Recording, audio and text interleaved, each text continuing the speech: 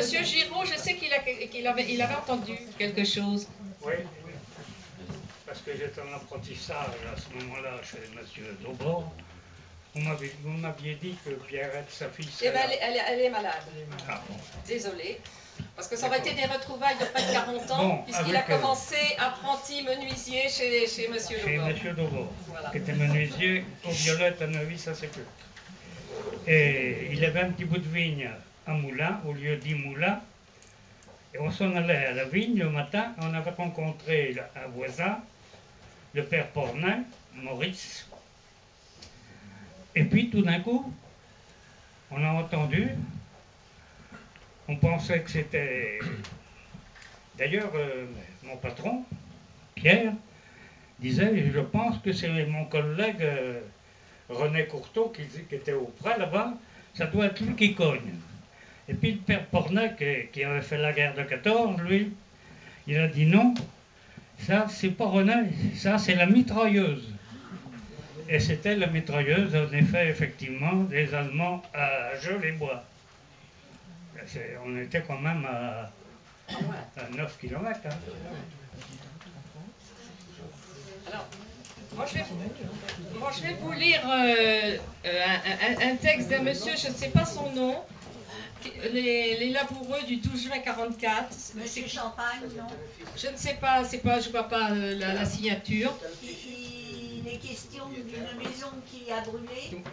Non, alors je vais vous le lire. Alors, mercredi 11 juin 1944, depuis ce matin, mon grand-père, Bailly Clément, prépare la pâte pour fabriquer son pain au domaine du pressoir à Jeux-les-Bois. Il faut qu'il soit prêt pour ce soir, car les maquisards qui sont cachés dans une petite maison au Laboureau près d'ici viennent chercher leur pain. De grosses boules de pain blanc qui sont cuites tous les 15 jours. Jeudi 12 juin, il est environ 7 heures du matin. Une grosse explosion retentit. Je suis encore au lit car il n'y a pas d'école. J'ai 9 ans et je saute du lit avec la peur. De nombreuses explosions et d'armes automatiques de mitrailleuses crépitent. Tout de suite, nous avons compris ce qui se passait. Une grosse fumée noire monte vers le ciel en direction des Laboureaux.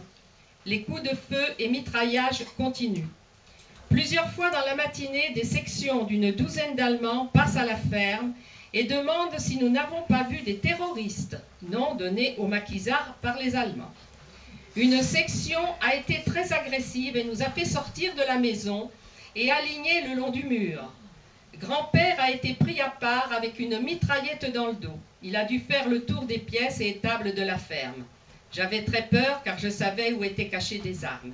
Dans le grenier, il y avait 2 sacs de farine pour le pain et à côté de nombreuses javelles de haricots secs.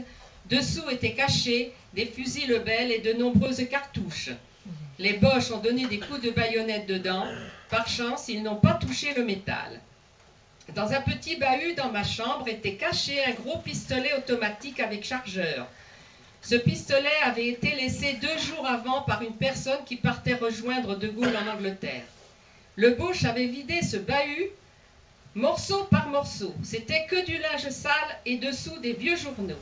Ce dernier s'est arrêté de vider le bahut juste à une couche du pistolet. Dans une grange, des armes étaient cachées dans le foin. Des coups de baïonnette ont été donnés, mais par chance, encore, rien n'a été trouvé. Pendant tout ce temps, ma grand-mère, ma tante, mon oncle et moi étions dos au mur, avec chacun une mitraillette posée sur le ventre. Un Boche m'a offert des bonbons que je n'ai pas voulu.